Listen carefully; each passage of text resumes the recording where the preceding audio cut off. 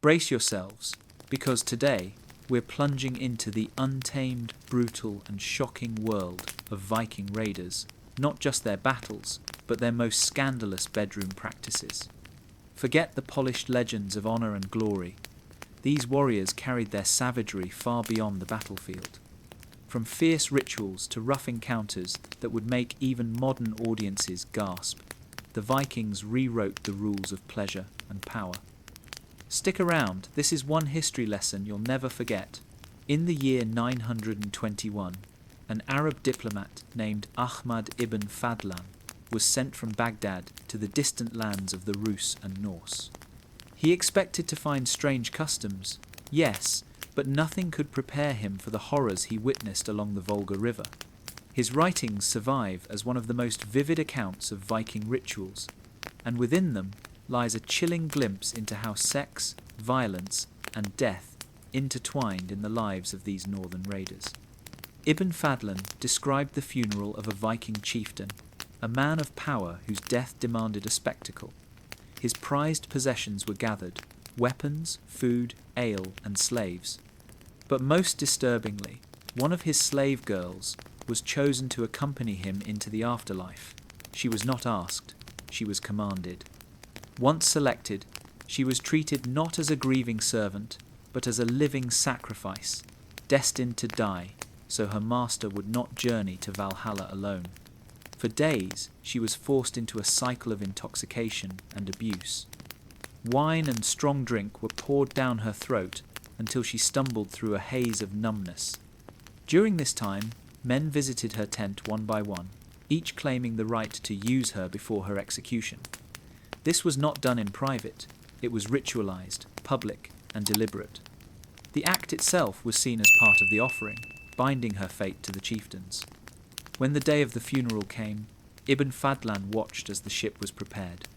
The body of the dead leader lay within, surrounded by his belongings, while the chosen girl, now trembling and broken, was led forward by an old woman known as the Angel of Death. This woman, revered and feared, was the one tasked with carrying out the killing. Before the gathered crowd, the slave girl was lifted onto the ship. She was given a mixture of intoxicants until her body swayed and her words slurred. The Angel of Death then wrapped a cord around her neck, pulling tight until her struggles ceased. At the same moment, men stabbed her with daggers, ensuring her death was complete. Her body fell beside her master's, joining him in the dark voyage beyond. Finally, the pyre was lit. Flames roared into the sky, smoke curling upward as if carrying the souls of the dead to the gods. Ibn Fadlan's words are laced with horror, his tone heavy with disbelief that such a spectacle could be considered honourable. Yet to the Vikings, this was not only tradition but glory. Here, sex was not pleasure, it was ritual, humiliation, and sacrifice. The body of the girl was treated as a vessel, a tool to honour the dead, her final hours filled with degradation that was sanctified by fire. For Ibn Fadlan, it was a nightmare. For the Vikings, it was just another funeral. And this was only the beginning of the darker truths hidden in their world. To the Vikings, death was never simple. It was not enough to bury a man with weapons or gold. He had to be equipped with servants for the afterlife. And when a chieftain died, the highest price was paid not by him, but by the living slave chosen to follow him into the grave. The fate of these women was sealed the moment they were selected. Usually, a slave girl volunteered, or so the sagas claim. In truth, it was less a choice and more an expectation. Refusing could mean torture or death, so even if her voice agreed, her heart had no freedom. Once chosen, she was treated as both honoured and doomed. People brought her gifts, food, and drinks. They praised her as if she were fortunate, but behind the hollow kindness lurked the knowledge that her final night would be one of violation and horror. Witnesses describe how she was carried to different tents, each time forced to drink until her senses dulled. But the drink was not enough to shield her from what awaited. Men lined up, one after another, not in secret lust but as part of ritual. They lay with her in the open, watched by others, while proclaiming that she was binding herself to the chieftain's spirit. It was humiliation wrapped in ceremony, cruelty disguised as honour. The most chilling figure in this ritual was the old woman known as the Angel of Death. She was no ordinary priestess. She wielded a terrifying power, respected, feared, and obeyed. She prepared the girl with songs and chants, dressing her in finery that would burn with her, but she also whispered words of death. In some accounts, the girl seemed almost resigned, her will broken by the intoxicants and the weight of inevitability. When the time came, the procession was public. Crowds gathered, not in pity, but in celebration of tradition. The girl was lifted onto the funeral ship, seated beside the corpse of her master. Then came the final act, the strangulation cord, tightened by the Angel of Death, while others stabbed her chest to end her life. The combination of suffocation and blood ensured she could not survive. Her body collapsed, lifeless, on the wooden boards beside the chieftain. Finally, fire consumed them both. The roar of flames drowned out any lingering cries, and smoke billowed toward the sky. To the Vikings, this spectacle was not cruelty, but continuity. A leader could not enter the next world alone. His slave, his possessions, and sometimes even his animals were forced to follow. The fate of the slave girl reveals the brutal truth. In Viking culture, women without freedom were treated as objects, expendable and disposable, their value measured only by how they could serve even in death. And this was not limited to funerals. The roles of slaves and women in Viking society went far beyond sacrifice, and the line between honour and horror was often razor thin. Among all the figures of Viking ritual, none was more feared than the mysterious woman called the Angel of Death. She was not an angel in the sense of beauty or mercy. Instead, she was the shadow at the edge of every great funeral, the one who guided life into death with hands both sacred and cruel. The Angel of Death was often an older woman, hardened by years of ritual and authority. She was more than a priestess. She was an executioner wrapped in spiritual robes.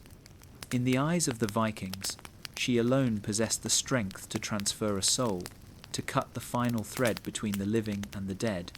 Without her, the passage would not be complete. Her presence at a funeral was both awe-inspiring and terrifying. The people treated her with reverence, yet avoided her gaze. To lock eyes with her was to feel the weight of mortality. She embodied fate itself, a reminder that every life ended in silence and fire. Even chieftains who commanded armies bowed to her will in death, for she was the one who ensured their safe arrival into the next realm. But her duties were far darker than chants and blessings. The Angel of Death was the hand that ended the slave girl's life. In Ahmad Fadlan's chilling account, it was she who took the rope, who wound it around the girl's neck as the crowd chanted. It was she who plunged the blade beneath the ribs, ensuring that death came swiftly yet not without pain. To the Vikings, this was sacred violence. To us, it is brutality beyond comprehension. Why was she chosen for such a role? Some suggest she was a Volva, a seeress steeped in magic. Her connection to the divine made her more than human, a bridge between worlds. Others believe her role was practical, an older woman trusted to carry out the ritual because her own life had been hardened by loss. Whatever the truth, the Angel of Death held immense, if grim, authority. Her reputation extended beyond funerals.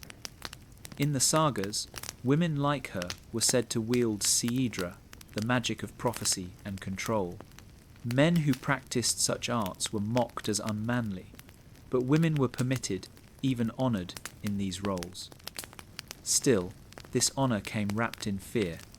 A seeress could bless a harvest or curse a family into ruin. To be touched by her was to feel the brush of destiny.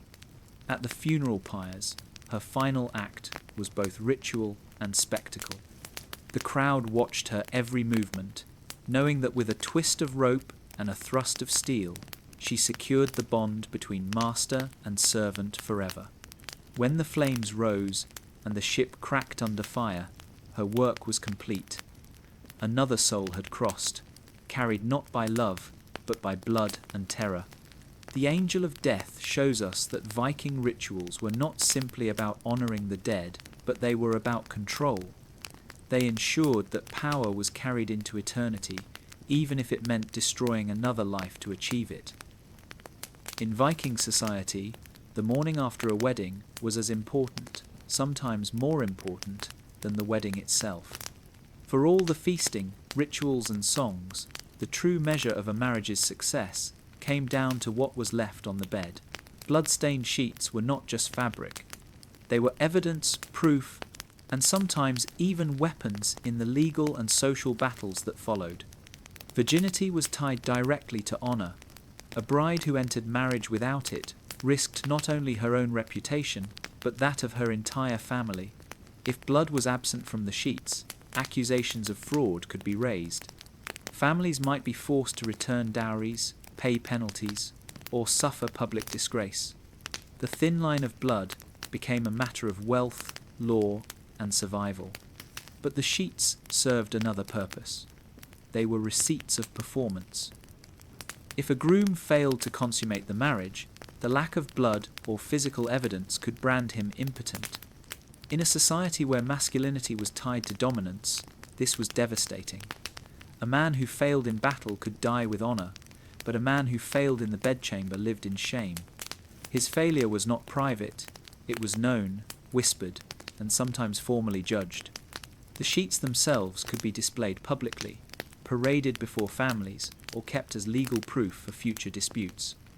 Some sagas describe families storing them away, not out of sentiment, but as a safeguard in case of inheritance battles. These scraps of linen were more than household items. They were documents of flesh and blood, evidence that a marriage was valid, binding, and fruitful.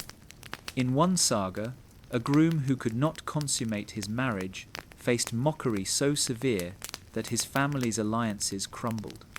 Another tale tells of a bride accused of deception when the expected blood was missing. Her family was sued, and the stain of dishonour lingered for generations. These stories reveal just how fragile honour was, and how it could be shattered by something as small as a sheet.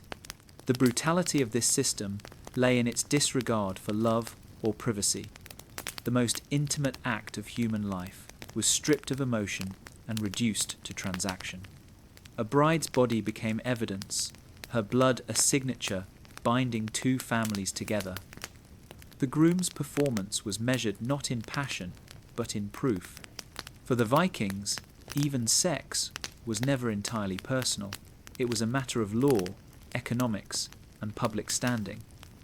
What we might see as a violation of privacy, they saw as necessity.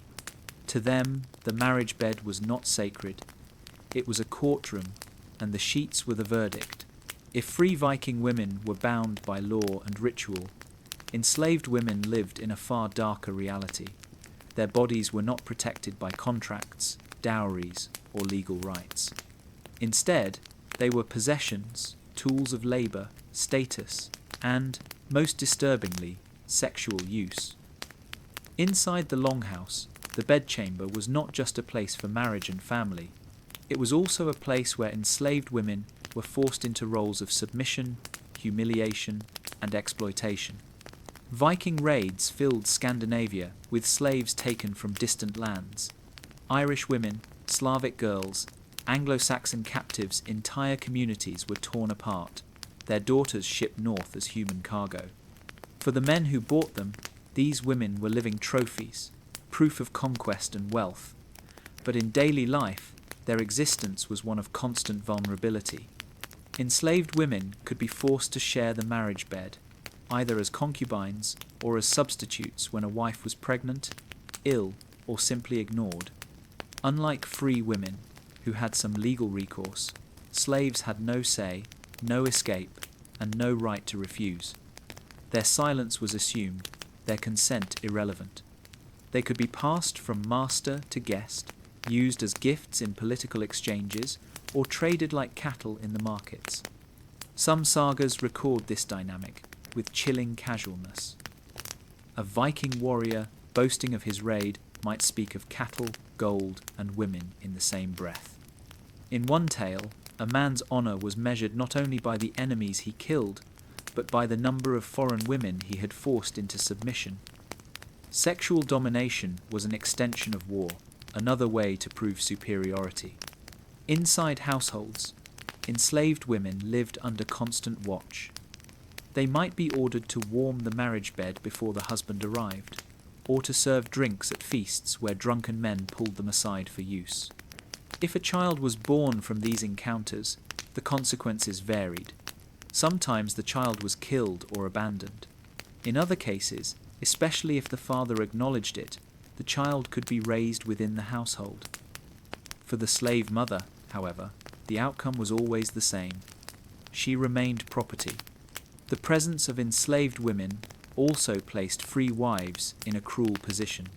On one hand, they had higher status and certain protections.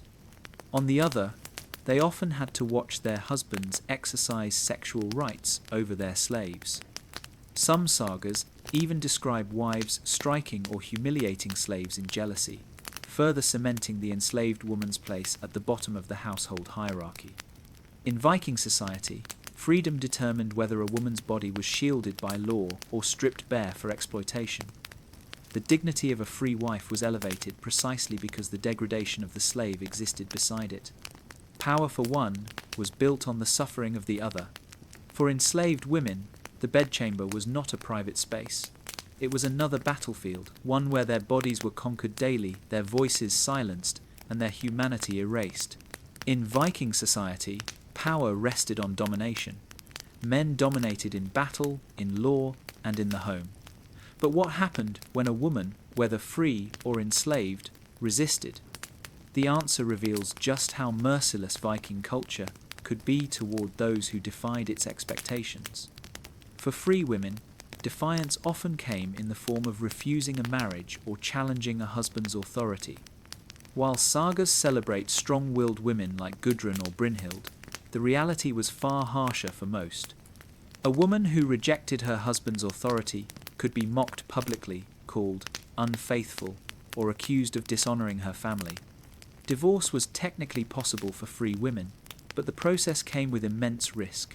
If she could not prove her husband guilty of mistreatment or neglect, she risked losing her dowry and status. In some sagas, women who mocked or defied their husbands faced violence. A wife who humiliated her husband by questioning his virility could provoke deadly feuds. To shame a man's sexual performance was one of the gravest insults in Norse culture, equal to accusing him of cowardice in battle. For women, words alone could invite bloodshed. For enslaved women, defiance carried even greater danger. Their bodies were already considered property, so resistance, whether by refusing sex, attempting escape, or fighting back, was met with swift brutality. Punishments ranged from beatings and mutilation to outright execution. Archaeological evidence from certain burial sites reveals skeletal remains with injuries suggesting violent deaths, likely punishments for rebellion or refusal. One chilling saga tells of a slave girl who struck her master during an assault. Instead of being seen as an act of courage, it was treated as rebellion against rightful ownership. She was executed, her death serving as a warning to others. Stories like these reveal how resistance was not only crushed, but turned into spectacle meant to remind all women, free or enslaved, of their place. Even in ritual settings, defiance was unthinkable. The slave girl chosen for sacrifice at funerals may have appeared to volunteer, but the weight of expectation left no room for refusal. Any hint of resistance would have branded her dishonourable, ensuring an even harsher death. To say no was to challenge the entire social order, and Viking society had no tolerance for that. Yet, defiance did exist in quieter forms. Some women wielded subtle influence, managing estates, while husbands raided abroad, manipulating family feuds to their advantage, or using prophecy and magic, Sidra, to exert power. These forms of resistance were dangerous, but they offered glimpses of agency within a rigid and violent world. Still, the cost of open defiance remained steep. A Viking man could lose honor if shamed, but a Viking woman could lose everything: status, family, freedom, and life. In a society built on dominance, resistance was not just rebellion, it was a death sentence. If the sword was the Vikings' tool of conquest, shame was their weapon of control. In a society obsessed with dominance, the greatest fear was not always death, but dishonor. A man stripped of his reputation was as good as dead, and humiliation, especially sexual humiliation, was one of the sharpest blades in the Viking arsenal. Honor was fragile. It depended on performance, on being strong in battle, dominant in bed, and unyielding in public. Failure in any of these areas could brand a man as weak, unworthy, or worse, unmanly. The accusation of ergi, a term implying that a man had taken the passive role in sex, was considered one of the worst insults. To suggest that a warrior had been used was to strip him of masculinity entirely. This slander was so powerful that Viking law treated it with the same seriousness as accusations of murder. If the insult could not be proven, the one who uttered it risked deadly consequences. Shame was not confined to words. It was also staged, acted out, and displayed before entire communities. Punishments for crimes often involved humiliation tailored to the offence. A man guilty of rape might be castrated before a crowd, his mutilated body a symbol of reversed power.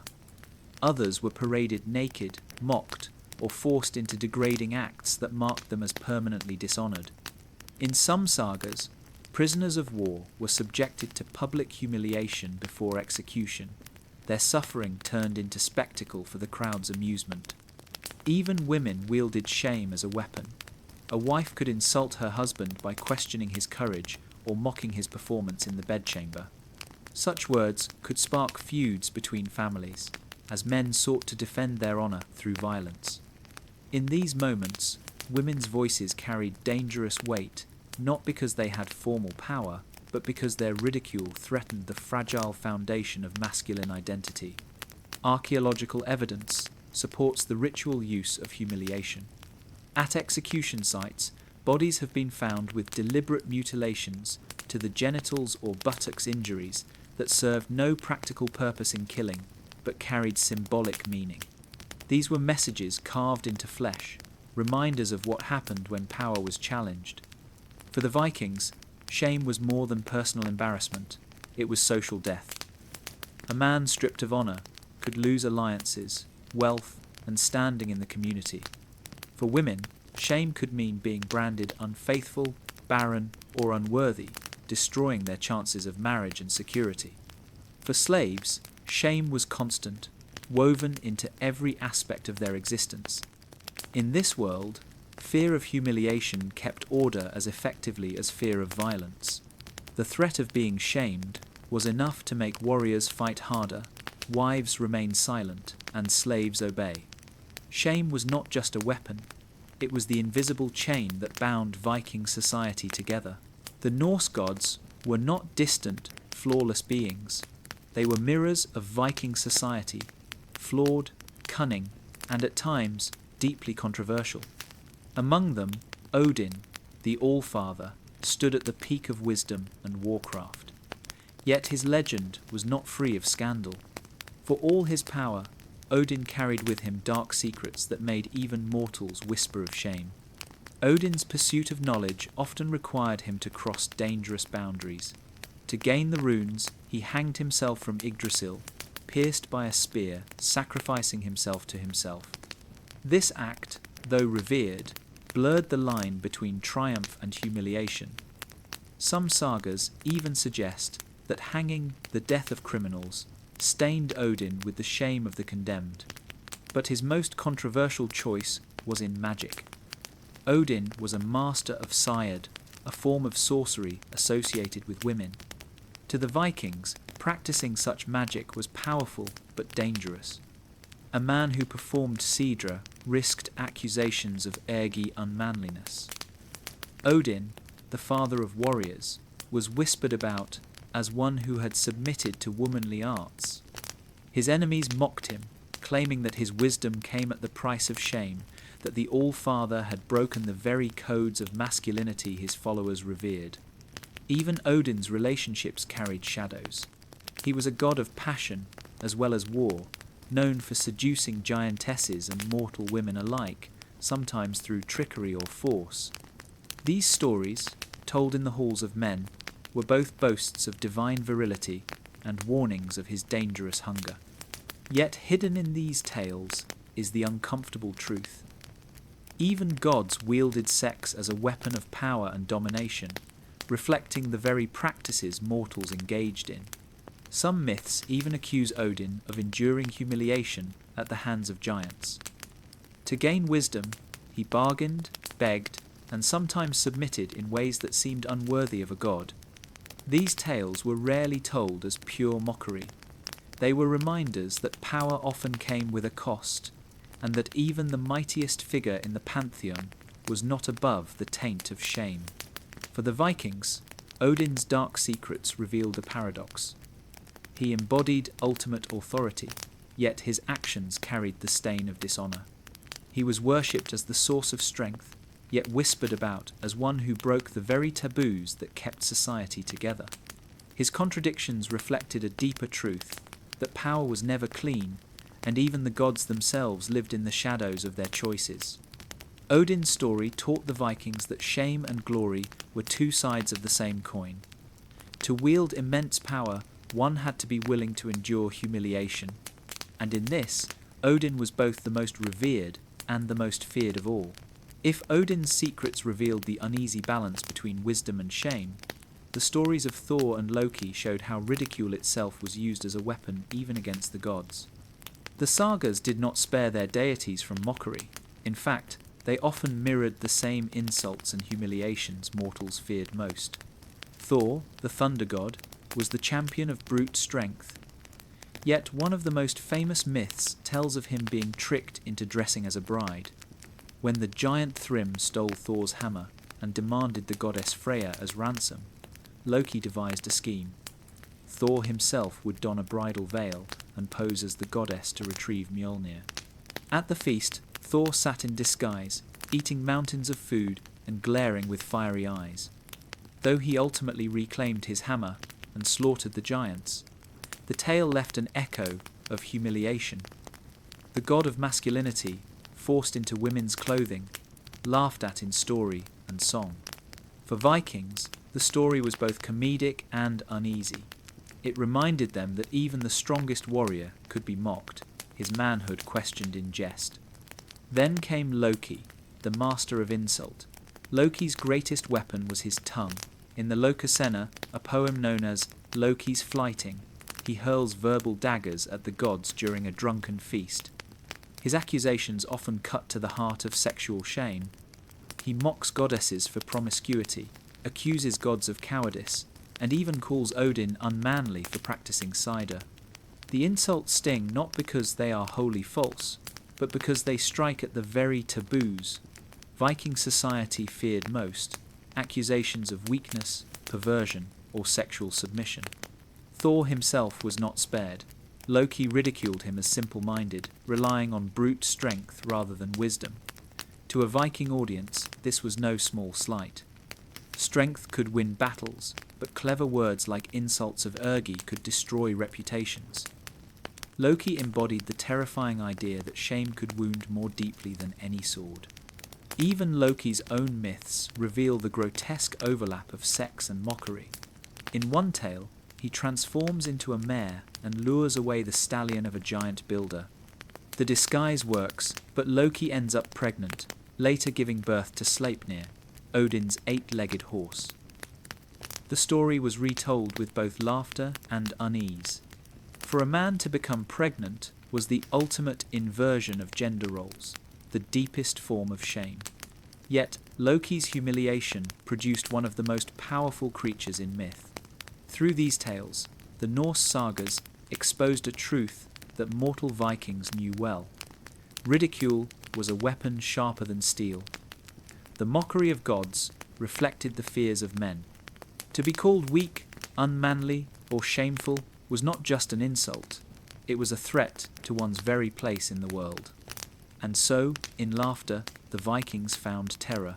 Even their gods could be humiliated, reminding mortals that no one warrior, king, or deity was safe from the sting of shame.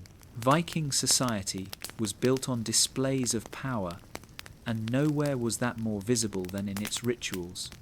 These ceremonies, whether legal, religious, or punitive, were not just about order or worship. They were about reminding everyone, from the highest chieftain to the lowest slave, who held control.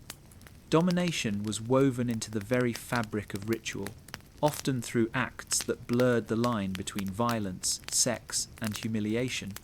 One of the most striking examples came in punishments. For serious crimes, execution was rarely just killing, it was theatre. Some punishments carried overt sexual symbolism, designed to emasculate or degrade the condemned. Castration, for instance, was more than physical mutilation. It erased a man's honour, stripping him of his identity as a warrior and father. Others were hanged in public squares, the very same fate Odin himself had endured, linking their dishonour to divine shame. Feasts, too, carried undertones of domination. At great gatherings, slaves were forced to serve food and pour ale, sometimes stripped or humiliated in front of guests. Their degradation was part of the spectacle, a reminder to all free men and women of the stark difference between liberty and bondage. Songs and stories told during these feasts often contained mocking verses, insulting rivals by accusing them of sexual passivity or cowardice. Entertainment and humiliation walked hand in hand. Religious rituals also bore marks of domination. Sacrifices were not always animals. Sometimes human victims were offered, often slaves or captives. Accounts from Arab travellers describe Viking funerals, where slave girls were forced into sexual acts with the deceased's companions before being strangled or stabbed, their deaths part of the chieftain's passage into the afterlife. These rituals were drenched in violence and lust, reducing the human body to both symbol and offering. Even games and competitions held ritualistic dominance. Wrestling, poetry duels, and insults were public contests where the loser did not simply fail, but was shamed before the community.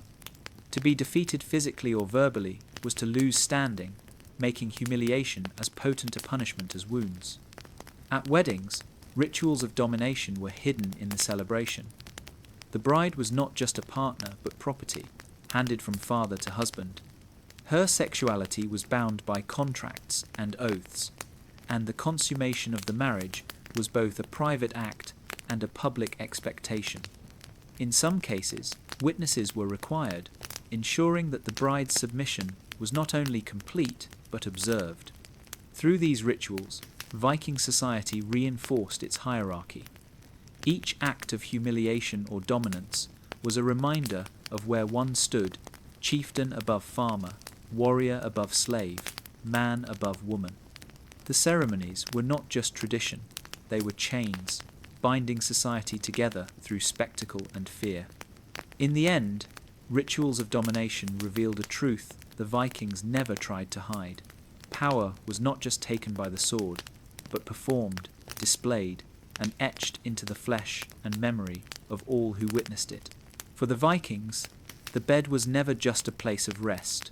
It was a battlefield where power, status, and dominance were tested and displayed. Intimacy in Norse culture was not primarily about affection, it was about control, and every encounter carried echoes of warfare. Marriage, for instance, was less a union of love than a contract of alliances and property. A woman was exchanged like land or treasure, binding families together.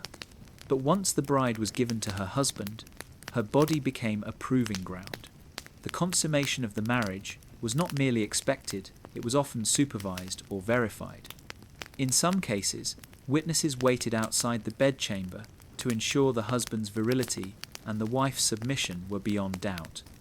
The act itself was a declaration of ownership, and failure could bring ridicule upon the groom. Sexual relations outside marriage carried their own brutal codes. Viking law was explicit. Seduction was treated with far less severity than rape, but both were tied to questions of honor. If a man forced himself upon a free woman, it was a crime not because of her suffering, but because it violated her family's rights. The law demanded compensation or blood. Yet when the victim was enslaved, the act was stripped of legal consequence, treated as mere damage to property. In this, the bed revealed the cruel divide between freedom and bondage. Within these structures, men were under constant pressure to perform. To be passive in sex, especially with another man, was to risk total ruin. A warrior could be mocked, legally challenged, or even killed if rumors spread that he had taken the submissive role. Thus, intimacy itself became a duel of dominance. The one who commanded the bed retained his honor. The one who yielded lost it. But conquest extended far beyond the walls of the longhouse. On the battlefield, sexual humiliation was sometimes used to break enemies. Defeated leaders might be mocked, stripped, or symbolically penetrated. Their dishonor spread as quickly as their blood. The act was not about desire, it was about obliteration. To take a rival in this way was to unmake him as a man, to claim not just his land but his very identity. Even within households, the bed could become a stage for humiliation. Wives were expected to publicly shame husbands who failed to satisfy them, sometimes using poetry or taunts. Such accusations could end marriages and destroy reputations. A husband who faltered in bed risked losing not just his wife, but his standing in the community. The Vikings saw no separation between violence and intimacy, between conquest on the battlefield and conquest in the home. Both required dominance. Both demanded submission. The bed was simply another arena where power was won, lost, and displayed for all to see. In Viking society, women were not always silent victims of the brutal system of dominance. While they could be controlled, exchanged, or even enslaved, free women possessed a weapon of their own shame.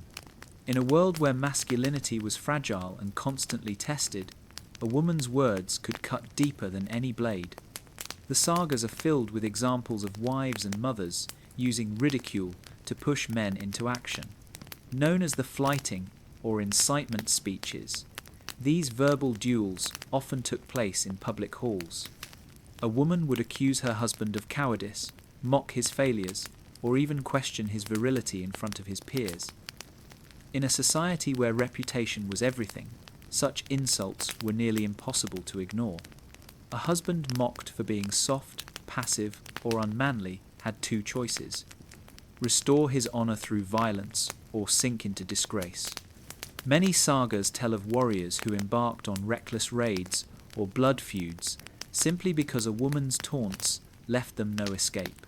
Women, in this way, became catalysts of violence, shaping battles and bloodlines, not with swords, but with words. Even in the bedchamber, a wife's power of ridicule was potent. If a man failed sexually, she could shame him openly. Some poems survive where women sneer at their lover's impotence, turning private failure into public humiliation. Such ridicule could ruin a man's standing as surely as defeat in battle. To Vikings, shame was a social death sentence, and women knew exactly how to wield it. Yet, this power was double-edged. A woman who went too far could be beaten, divorced, or cast out. Her influence depended on her status as freeborn and her family's strength. But within those boundaries, Viking women carved out authority in a culture that otherwise sought to cage them. Their words could drive men to war, sway inheritance disputes, or even decide the fate of kingdoms. Shame, for the Vikings, was more than insult, it was law, power, and destiny. And though women were denied many freedoms, they mastered the art of using shame as a weapon, proving that even in a world dominated by male violence, words could still dictate the course of history. In Viking society, women were not always silent victims of the brutal system of dominance. While they could be controlled, exchanged, or even enslaved, free women possessed a weapon of their own shame.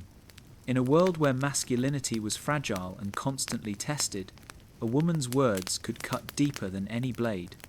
The sagas are filled with examples of wives and mothers using ridicule to push men into action. Known as the flyting or incitement speeches, these verbal duels often took place in public halls. A woman would accuse her husband of cowardice, mock his failures, or even question his virility in front of his peers. In a society where reputation was everything, such insults were nearly impossible to ignore. A husband mocked for being soft, passive, or unmanly had two choices: restore his honor through violence or sink into disgrace. Many sagas tell of warriors who embarked on reckless raids or blood feuds simply because a woman's taunts left them no escape. Women, in this way, became catalysts of violence, shaping battles and bloodlines, not with swords, but with words. Even in the bedchamber, a wife's power of ridicule was potent. If a man failed sexually, she could shame him openly. Some poems survive where women sneer at their lover's impotence, turning private failure into public humiliation. Such ridicule could ruin a man's standing as surely as defeat in battle. To Vikings, shame was a social death sentence, and women knew exactly how to wield it. Yet, this power was double-edged. A woman who went too far could be beaten, divorced, or cast out. Her influence depended on her status as freeborn and her family's strength.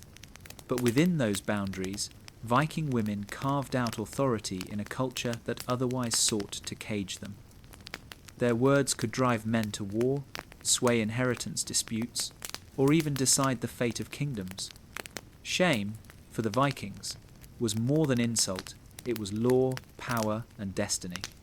And though women were denied many freedoms, they mastered the art of using shame as a weapon, proving that even in a world dominated by male violence, words could still dictate the course of history. In Viking culture, masculinity was built on a single principle: dominance. A man's worth was measured not only in battle, but in every corner of life: his household, his speech, and most of all, his sexuality. To be active, to command, to take this was honor. To be passive, to yield, to be taken, this was ruin.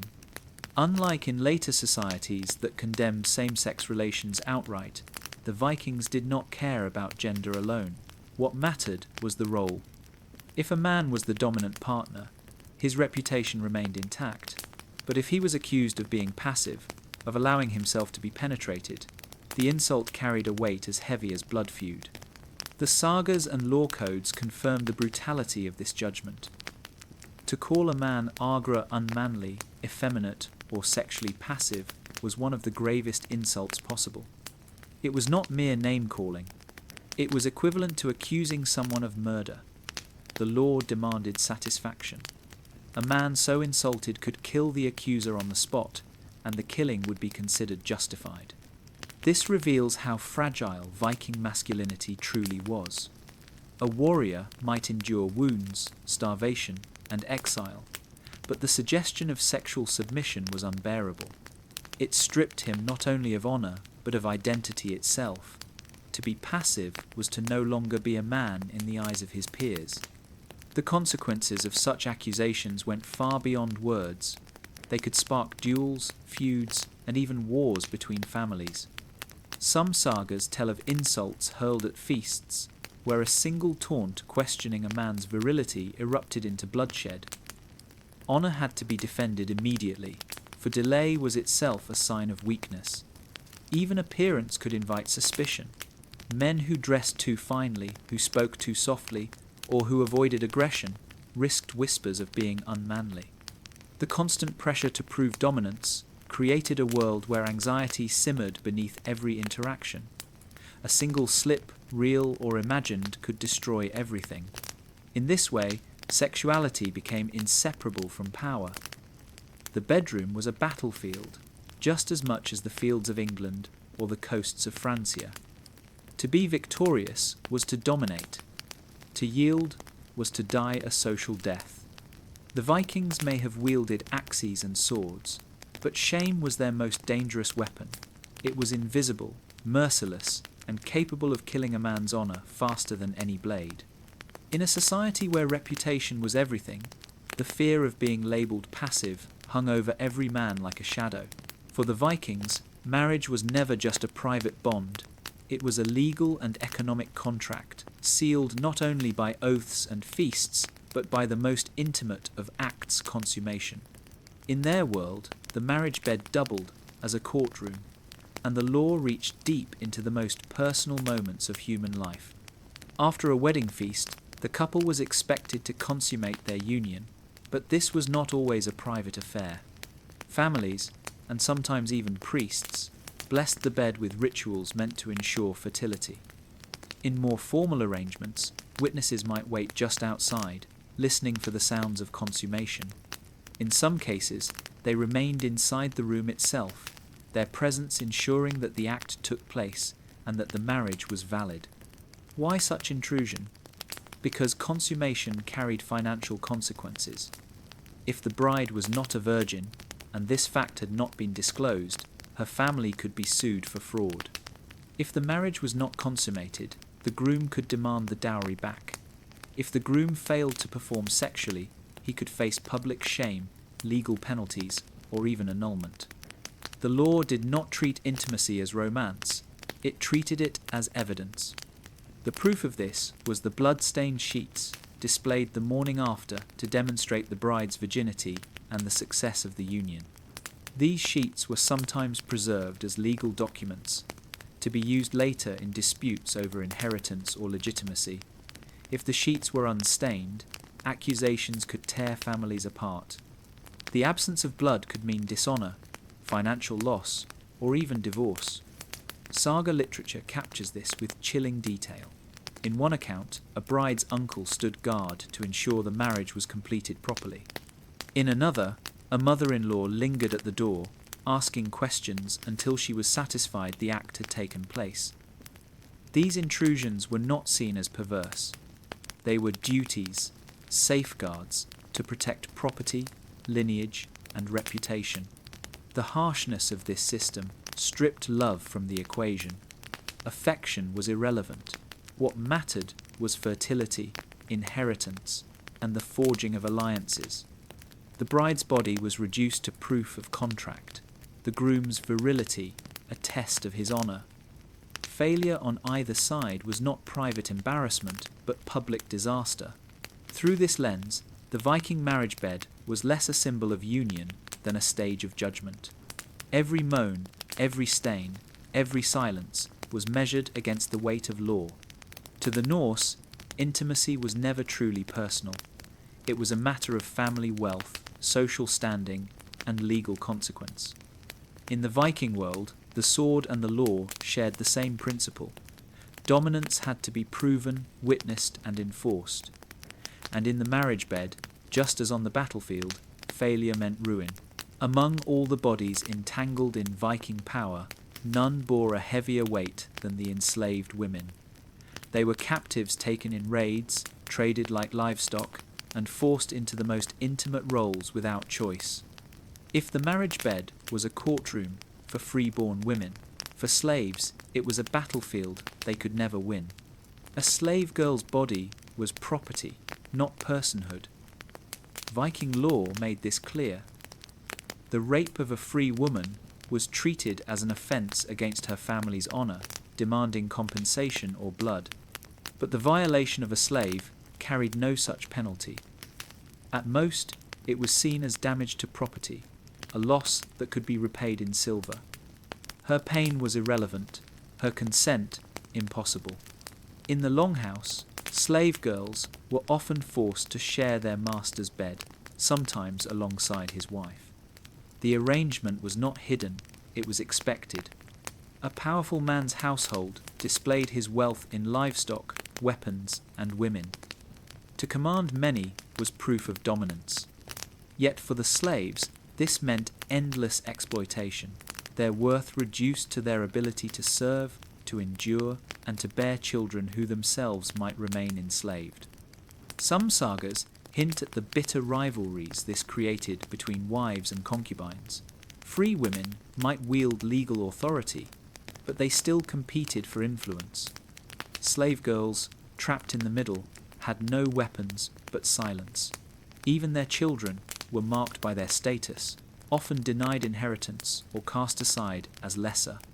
Archaeological finds reveal the depth of this suffering. In certain high-status graves, enslaved women were buried alongside their masters, sometimes showing signs of violent death.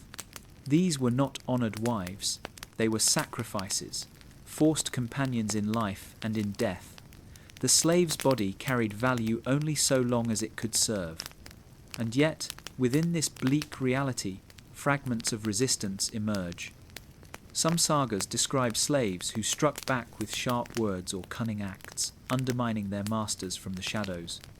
Others tell of men who freed their concubines and gave them status as wives, though this was rare. Still, the overarching truth remains. The slave girl's burden was one of silence, suffering, and erasure. For free women, honour was guarded by law. For men, dominance was enforced through violence. But for the enslaved, there was no shield at all. Their bodies became the clearest reflection of Viking power, a system that measured worth not in humanity, but in ownership. The legacy of their suffering lingers in the bones unearthed from graves, in the laws that ignored their cries, and in the sagas that recorded their silence more than their voices. They were the hidden foundation of Viking households, the unseen victims of a world obsessed with dominance. In Viking belief, death was not simply an ending, it was a passage. And for the most powerful among them, this passage demanded ritual, spectacle, and sacrifice. Few accounts capture this better than that of Ahmad ibn Fadlan, the Arab envoy who witnessed a Viking chieftain's funeral along the Volga River in the early 10th century. What he described was a ceremony where sex, violence, and death intertwined in shocking detail. When a great man died, his wealth was displayed, his weapons, his ships, his slaves. But more than objects were needed to ensure his journey to the afterlife. A companion had to follow him, a living vessel to carry his spirit across. That companion was often a young enslaved woman. Ibn Fadlan describes how one such girl volunteered to die with her master. Yet her choice was shaped by pressure, ritual, and fear. Once chosen, she was treated with reverence, dressed in fine clothes, and intoxicated with drink. For days, men of the tribe took turns with her sexually, each whispering, "Tell your master, I did this for him, out of love." They believed that their essence passed into her, that she would carry their vitality into the afterlife. On the day of the funeral, the girl was led to the ship where her master's body lay. In front of the gathered crowd, she was once again forced into sex, this time by several men at once. Then she was placed beside the dead chieftain. At that moment, the ritual's solemn mask fell away to reveal its brutal core. An older woman known as the Angel of Death approached, flanked by men who pinned the girl down. The angel wound a rope around her neck, while stabbing a dagger beneath her ribs. As the crowd chanted, she was strangled and stabbed to death, her body collapsing onto the corpse she was meant to serve for eternity. The ship was then set ablaze, carrying both bodies into fire and smoke, a union sealed by blood and ash. Archaeological evidence supports aspects of this account. Graves in Scandinavia and beyond show women buried alongside men in positions suggesting ritual killing. Some skeletons bear marks of trauma, as though their lives ended violently. In these deaths, we glimpse the brutal merging of loyalty, sexuality, and sacrifice. For the Vikings, the girl's body was more than flesh. It was a vessel, a bridge to the afterlife. Her suffering was framed as honour, her death as devotion. Yet, to modern eyes, it is one of history's most disturbing examples of ritualised sexual violence. This ceremony reveals the dark logic of Viking belief. that domination extended beyond life itself. To command another's body, even in death, was the ultimate display of power. And through fire, blood, and ritual, the Norse sought to ensure that power endured forever. In the Viking world, sex was not only flesh, it was power. Power over another's body, power over honour, and, in the realm of sorcery, power over fate itself. Few practices unsettled Norse society more than seither, a form of magic that blurred the boundaries between genders, dominance, and shame. Seither was often practiced by women, especially priestesses known as volur. With staffs in hand and chants on their lips, they were said to weave the threads of destiny itself. They could curse enemies, bless harvests, and even inflame or wither desire. Yet men who engaged in seither were looked upon with suspicion, for to practice this magic was to risk accusations of unmanliness. Why? Because seither required submission. The sorcerer did not wield power through force, but through surrender, allowing spirits to enter, visions to overwhelm, and strange forces to flow through the body. To the Norse, this mirrored the passive sexual role they despised in men. Thus, a warrior who practiced seither might be whispered about as argra effeminate, unworthy of honour. Yet paradoxically, the most powerful of all Norse gods, Odin, practiced seither. The All-Father himself, master of war and wisdom, was accused in the sagas of unmanly behaviour because of his sorcery. Enemies mocked him for acting like a woman, suggesting that even the highest god bore the shadow of shame. But Odin cared nothing for convention. He sought knowledge at any cost, even if it meant breaking the boundaries of masculinity. This tension between desire for power and fear of dishonour shaped Viking views of magic. Women who wielded seither could command respect, but also fear. Men who dared practice it gained great strength, but risked ridicule and social ruin. It was a dangerous path, where the very act of seeking control invited accusations of weakness. Sex and magic were deeply entwined in these rituals. Some spells called for the mixing of bodily fluids, semen, menstrual blood, or sweat, believed to bind or curse. Others invoked the memory of forbidden unions, forcing shame into the heart of an enemy.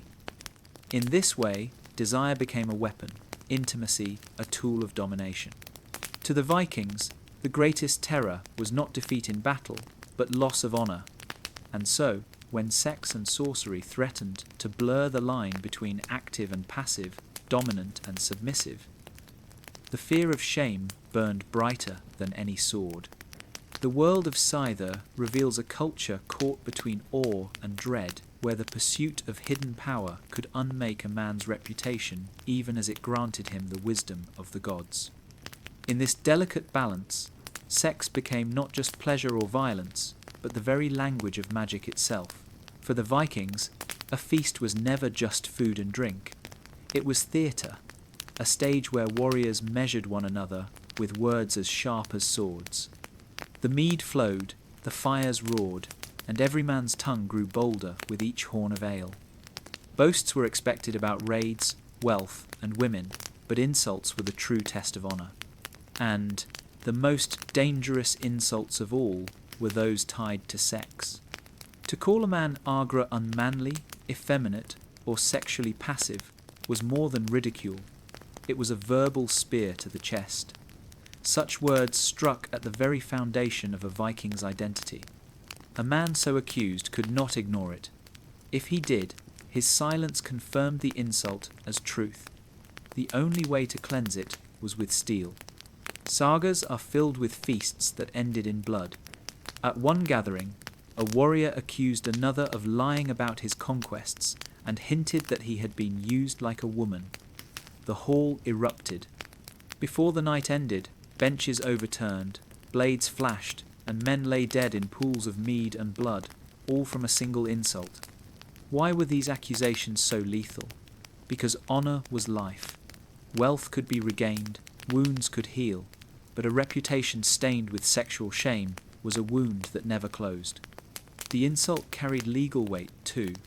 In some regions, Accusing a man of being Aga without proof was itself a crime, punishable by duel or outlawry. To speak it was to invite violence. Even kings were not spared. Harald Fairhair, legendary uniter of Norway, was taunted by rivals who questioned his virility and manhood. These insults sparked wars as easily as ambitions did. A whispered word about what a man did or failed to do in bed could topple alliances faster than any army. The feasting hall, with its laughter and boasting, was thus as dangerous as the battlefield. Every jest carried risk, every word could ignite blood feud. And when the subject turned to sex, the line between insult and death vanished entirely. In this culture, a man's body and honour were bound so tightly that even imagined weakness became intolerable. The threat was not physical submission alone, but the public knowledge of it. Shame was more feared than wounds. So the Vikings raised their horns and laughed loudly, but beneath the laughter lurked danger. For in the firelit halls, one careless word about another man's desire, or lack of it, could bring steel flashing from its scabbard and stain the rushes red. The Vikings feared no enemy more than their own, the berserkers. These warriors fought in a frenzy, howling like wolves, foaming at the mouth, striking friend and foe alike. To face one in battle was to meet a storm of fury, but the berserkers' rage was not limited to the battlefield. It spilled into every corner of life, including sex, where desire became as violent and uncontrollable as their war madness. The sagas hint at this terrifying blend of lust and rage. Berserkers were said to seize women with the same force they used in combat, their passion a mirror of their bloodlust. Some stories claim they demanded sexual release before battle, believing it fueled their strength. Others suggest the frenzy itself was erotic, a blurring of pain and pleasure, blood and desire. Their lovers, whether willing or not, lived under the shadow of this fury. To resist was dangerous. To yield was to endure a storm of brutality. Even within marriage, a berserker's lust could feel like captivity. The same men who ripped through shield walls, ripped through bodies in the bedchamber, leaving behind both awe and terror. The connection between lust and battle was not unique to berserkers, but they embodied it in extremes. To them, conquest was a single act, whether it was the seizing of land, treasure, or flesh. To dominate was to prove power. To surrender, in any form, was unthinkable. Some scholars believe berserkers' frenzy may have been fueled by intoxicants, hallucinogens, or ritual magic. If true, then their lust was not merely instinct, but a cultivated state, an altered mind, where violence and desire fused into one. In that state, no boundary existed between war and sex, between killing and coupling. To the Vikings, this made berserkers both revered and feared. Their madness was sacred, a gift from Odin, yet their lack of control marked them as dangerous even to allies. They embodied the darkest truth of Norse life, that power without restraint consumes everything, even intimacy. The berserker's lust was not love, not tenderness, but raw dominance to the same force that toppled kings and shattered armies. In their frenzy, the line between ecstasy and agony disappeared, leaving only the scream, the strike, and the fire of unchained passion. In Viking society, honour was more valuable than gold. A man's reputation was his shield, and a woman's chastity was a family's wealth. To break that bond with adultery was not simply a private matter. It was a public wound that could ignite feuds, topple alliances, and stain generations with shame. Adultery carried devastating consequences. For women, being caught in an illicit affair could mean mutilation, enslavement, or death. Some sagas describe wives paraded through villages with shorn hair, a mark of humiliation that stripped them of dignity. Others tell of harsher fates, burnings, drownings, or being cast out to fend for themselves in the wild. Their bodies became warnings to others, proof that betrayal would not be tolerated. But men were not free from peril either. A man who lay with another's wife risked more than a beating. He could be slain outright by the wronged husband, or worse, accused of being submissive, dishonourable, or unmanly. Viking law was clear. Adultery was an insult to a man's honour, and insult demanded blood. Husbands who failed to avenge their dishonour were mocked, branded weak, and sometimes abandoned by their kin. Affairs were not always matters of lust. Some were acts of rebellion, a woman's defiance against a cruel husband, or a man's attempt to humiliate his rival. In either case, the fallout was rarely confined to the bedchamber. Entire clans could be drawn into conflict, their axes raised over what began as a stolen night. Public punishment was designed to shame as much as to hurt. A wife accused of infidelity might have her private acts shouted in the hall, her body described in mocking detail by scolds. A guilty man could be forced into humiliating tasks, castrated, flogged, or subjected to symbolic reversals that stripped him of power. In the Viking world, punishment was performance, and betrayal was settled in full view of the community. The sagas often magnify these tensions. A single accusation of adultery could spark a chain of killings, feuds stretching across decades. For the Vikings, the bedroom was never separate from the battlefield. Both demanded loyalty, strength, and dominance. To betray in one was to fail in the other. Adultery, then, was not just a crime of passion. It was treason against the code of honour, a dangerous fire that burned through families and carved scars into the sagas themselves. In Viking society, honour was more valuable than gold. A man's reputation was his shield, and a woman's chastity was a family's wealth. To break that bond with adultery was not simply a private matter. It was a public wound that could ignite feuds, topple alliances, and stain generations with shame. Adultery carried devastating consequences. For women, being caught in an illicit affair could mean mutilation, enslavement, or death. Some sagas describe wives paraded through villages with shorn hair, a mark of humiliation that stripped them of dignity. Others tell of harsher fates, burnings, drownings, or being cast out to fend for themselves in the wild. Their bodies became warnings to others, proof that betrayal would not be tolerated. But men were not free from peril either. A man who lay with another's wife risked more than a beating. He could be slain outright by the wronged husband, or worse, accused of being submissive, dishonourable, or unmanly. Viking law was clear. Adultery was an insult to a man's honour, and insult demanded blood. Husbands who failed to avenge their dishonour were mocked, branded weak, and sometimes abandoned by their kin. Affairs were not always matters of lust. Some were acts of rebellion, a woman's defiance against a cruel husband, or a man's attempt to humiliate his rival. In either case, the fallout was rarely confined to the bedchamber. Entire clans could be drawn into conflict, their axes raised over what began as a stolen night. Public punishment was designed to shame as much as to hurt. A wife accused of infidelity might have her private acts shouted in the hall, her body described in mocking detail by scolds.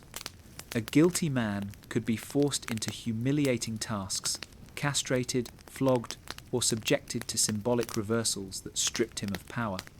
In the Viking world, punishment was performance, and betrayal was settled in full view of the community. The sagas often magnify these tensions. A single accusation of adultery could spark a chain of killings, feuds stretching across decades. For the Vikings, the bedroom was never separate from the battlefield. Both demanded loyalty, strength, and dominance. To betray in one was to fail in the other. Adultery, then, was not just a crime of passion. It was treason against the code of honour, a dangerous fire that burned through families and carved scars into the sagas themselves. If free women in Viking society lived under the constant shadow of honour and reputation, enslaved women bore a far heavier weight. They had no shield of law, no voice in marriage contracts, and no protection against the lusts of their masters. Their bodies were not just their own, they were property, currency, and tools of conquest. Slave girls, or thralls, could be taken in raids, purchased in markets, or born into captivity. Once enslaved, their fate depended entirely on their master's will. Many were forced into sexual servitude, becoming concubines, mistresses, or breeders, whose children would also be claimed as slaves. Unlike free women, who could appeal to law or kin if wronged, thralls had no such recourse. To resist was dangerous, to refuse was impossible.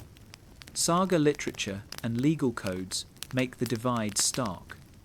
A free woman's consent mattered, her honour was tied to it. But an enslaved woman's consent did not exist in Viking thought. Masters were legally entitled to use them as they pleased. To society, this was not considered abuse, but ownership. The degradation of thralls only magnified the dignity of free women, creating a sharp contrast that reinforced the hierarchy of Viking life. Yet these enslaved women were not invisible. Their presence haunted the sagas, their suffering written in silence between the lines. They appear in the graves of raiders, sacrificed in funerals as offerings to dead masters. They are hinted at in accounts of raids, their bodies traded like silver and furs. Their silence was part of the system, a silence enforced by chains, violence, and fear. For some, survival meant adapting. A favoured concubine might rise to influence in a household, bearing children who could inherit if later freed. But this precarious power came at a cost, built on dependence and submission. Others had no such fortune, serving as objects of both labour and lust until death freed them. The thrall's burden was the hidden engine of Viking wealth and desire. Their stolen lives, powered farms, enriched households, and satisfied lusts. And while sagas celebrated warriors and queens, the suffering of slave girls formed the dark foundation of it all. To the Vikings, domination defined society. And nowhere was that clearer than in the fate of the enslaved, their voices erased, their bodies consumed, their dignity sacrificed to uphold the honour of others. In Viking society, marriage was not merely a private bond of love, it was a contract, a business deal, and a performance of lineage. At its core, the marriage bed was not a place of intimacy, but a courtroom where sex was both proof and law. Weddings were among the most symbolically charged events in Norse life. Rituals were steeped in fertility imagery. One of the most striking traditions involved placing Thor's hammer in the bride's lap, a gesture meant to bless her womb with strength and ensure future children. But the ceremony did not stop at symbolism. What followed was concrete expectation. The union had to be consummated, and witnesses often stood by to ensure it happened. For many couples, the first night was anything but private. Families might wait outside the chamber, listening for signs of consummation. In some cases, witnesses remained inside the room, their duty to confirm the act had taken place. Without this proof, the marriage could be declared invalid, dowries demanded back, and reputations shattered. The following morning brought yet another ritual of exposure, the blood-stained sheets.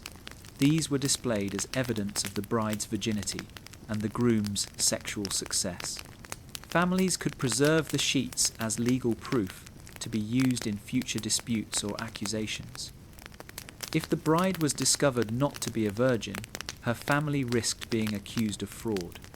If the groom failed to perform, he faced ridicule, lawsuits, or replacement. Failure in the bedchamber was never just private embarrassment, it was public disgrace with legal and financial consequences. Viking law codes outlined punishments for sexual failure, framing intimacy as transaction rather than romance. A man who could not fulfill his role risked being branded weak, dishonourable, and unworthy. The sagas preserve haunting accounts of these practices. In one, a bride's uncle stayed in the chamber to ensure consummation. In another, the mother-in-law hovered at the door, asking pointed questions. What to modern eyes seems perverse was, in their world, duty a safeguard of property, lineage, and alliances. Love, in this system, was a luxury. What mattered was function, heirs, wealth, and continuity of bloodlines. In the Viking marriage bed, sex was not a private act of passion, but a performance of legitimacy, watched, measured, and enforced. The body, once again, was not only flesh, it was a tool of law, a vessel of lineage, and a battlefield of social order. For the Vikings, death was never quiet. Funerals were not solemn moments of mourning, but grand performances of loyalty, ritual, and transformation. And in some of the most shocking accounts, sex and sacrifice were bound together in ceremonies meant to carry the dead into the afterlife. The Arab traveller Ahmad ibn Fadlan recorded one of the most vivid descriptions. He witnessed the funeral of a Norse chieftain, where a slave girl volunteered or was compelled to follow her master into death. But before her sacrifice, she became the vessel of a chilling ritual. Over several days, she was dressed, groomed, intoxicated, and then subjected to repeated sexual acts by the dead man's companions. Each man spoke the same words: "Tell your master I did this out of love for him." They believed the essence of the living could be transferred through her body, carried into the next world. On the final day, she was led to the funeral ship. There, 6 men took her again before she was laid beside her master. Then came the angel of death, an older woman charged with carrying out the sacrifice. As chants filled the air, the girl was strangled with a rope and stabbed beneath the ribs. Her body was consumed in flames with the chieftain, believed to join him in eternity as both servant and companion. This account has long been debated, yet archaeological evidence supports it. High-status burials, such as the Oseberg ship, have revealed the remains of women interred with signs of trauma, suggesting sacrifice. In other graves, young women were buried beside powerful men in positions that imply they were offerings, not equals. To the Vikings, this was not cruelty, but devotion. Sexual energy was viewed as a life force, a power that could be gathered, transferred, and bound to the spirit of the dead. For the slave girl, death was framed as honor, though in truth it was the ultimate violation, her body reduced to a ritual tool. The community did not recoil in horror. They watched, chanted, and honored the act as sacred duty. To them, this blending of sex, death, and violence was not aberration but tradition. In these funerals of flesh and fire, the body was both sacrifice and offering. The dead man carried wealth, weapons, and slaves into the afterlife, but it was the girl's flesh that bound his passage most intimately. Her death was the bridge, her body the vessel, her final breath the proof of loyalty that transcended the grave. The Vikings lived in a world where gender roles were policed with brutal precision. Men were expected to be warriors dominant, violent, and unyielding. Women could wield influence through household power or sacred rites, but their authority was framed within strict boundaries. When these lines blurred, especially through sorcery, the price was shame. The form of magic most feared and revered was seether, a practice linked to prophecy, divination, and the manipulation of fate. Women who performed seether were often respected as priestesses or vulvas, seen as mediators between the human and the divine. But when men practiced the same rituals, they entered dangerous ground. To wield women's magic was to risk dishonor, to be branded unmanly, weak, or perverse. Even Odin, chief of the gods, was not spared such accusations. Though he mastered seether to peer into the threads of fate, other gods mocked him, claiming he behaved like a woman. His greatness did not shield him from the stain of crossing boundaries. In Viking thought, a man's role was to act, penetrate, and dominate. To adopt a passive role, even in ritual, was to court humiliation. This fear of passivity shaped more than just magic. It bled into sexuality itself.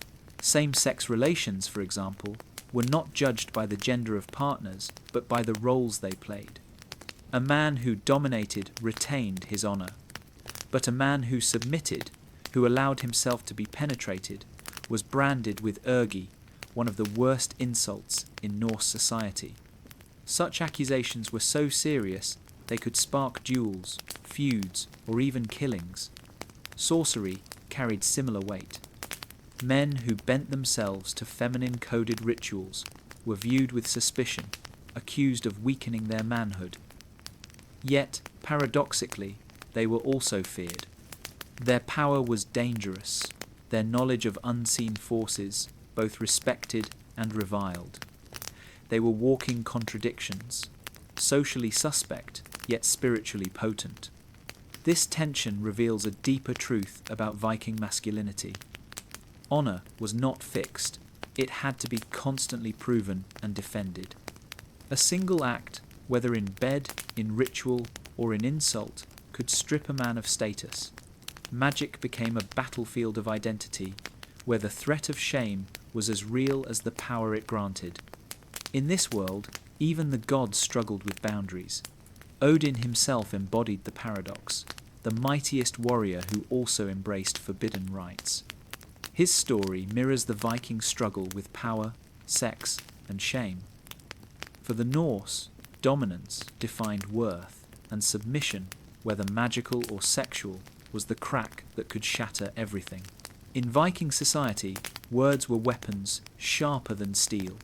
An insult was not just mockery, it was a challenge, an attack on honor that demanded blood.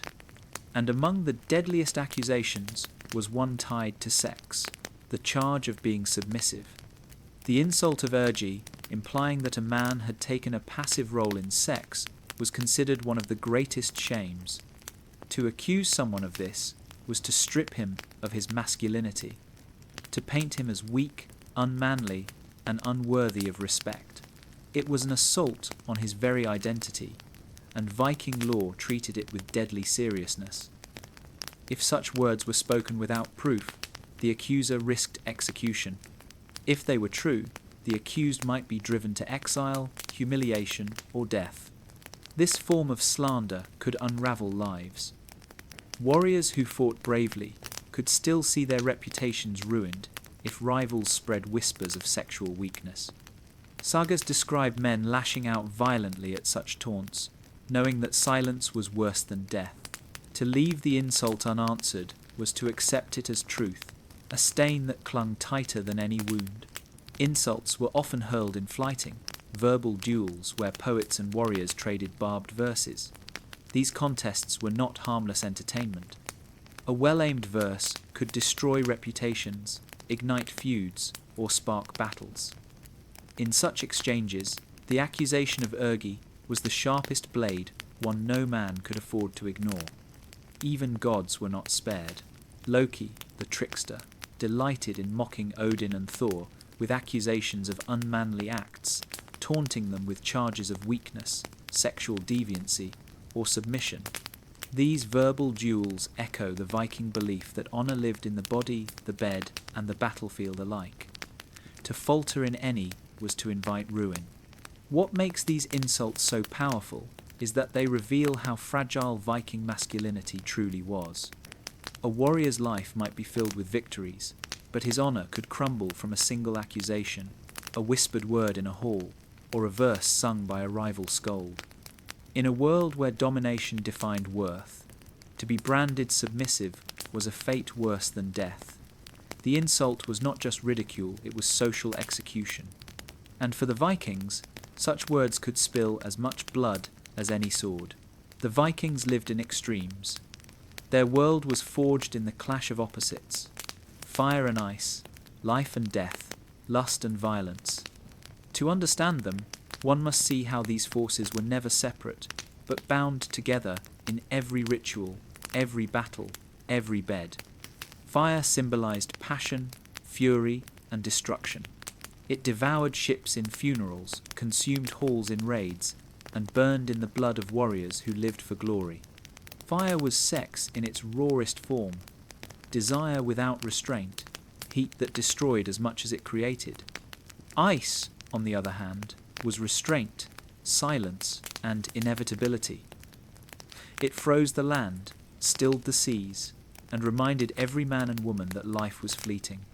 Ice was the cold weight of law, the chill of shame, the unyielding memory of dishonor. Where fire could cleanse, ice preserved sometimes in beauty, sometimes in cruelty. The Vikings stood between these forces, shaped by both.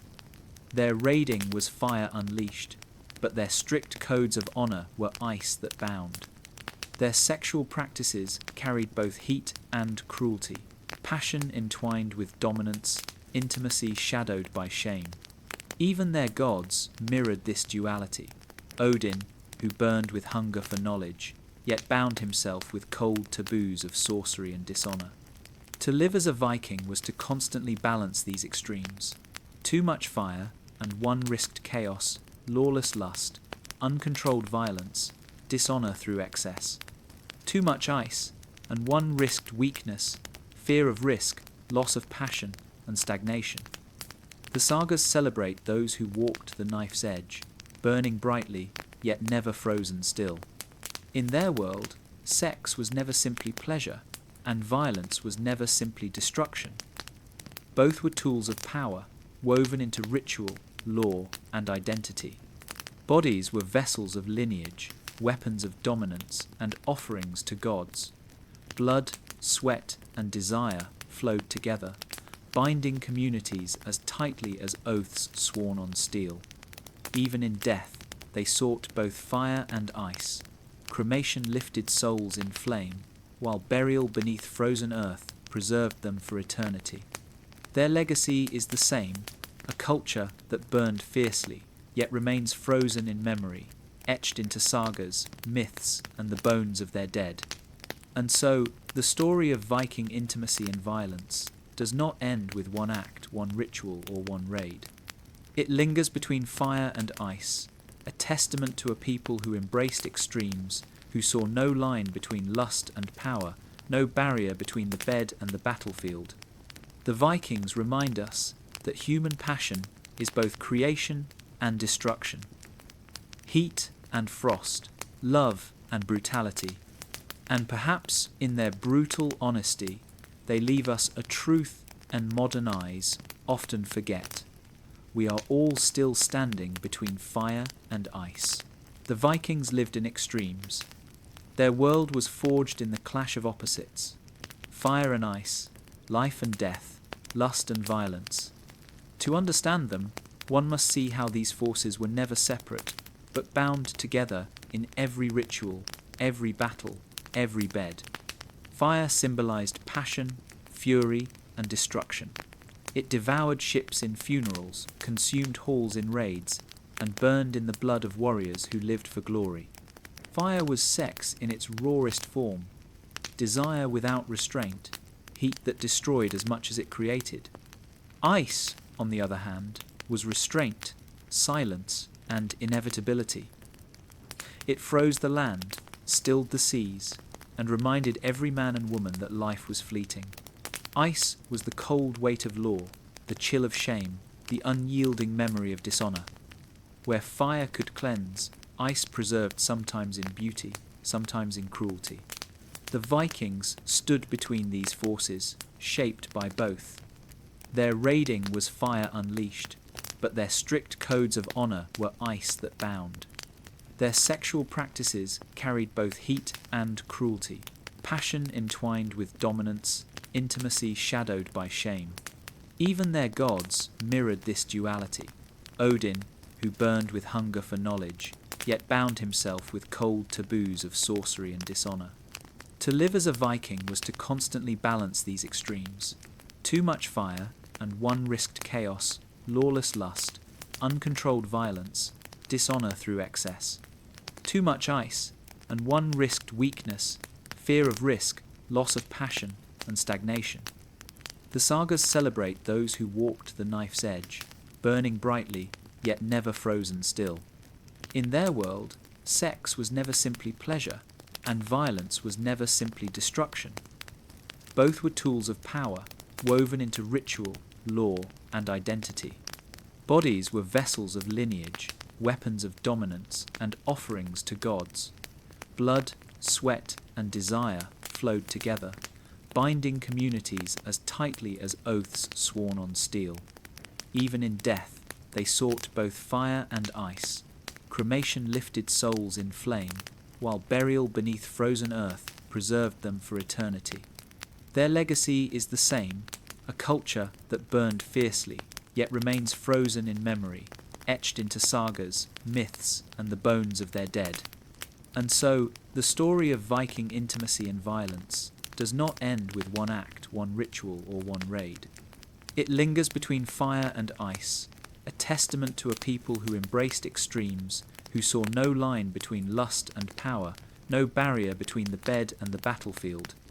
The Vikings remind us that human passion is both creation and destruction, heat and frost, love and brutality, and perhaps in their brutal honesty they leave us a truth and modern eyes often forget. We are all still standing between fire and ice.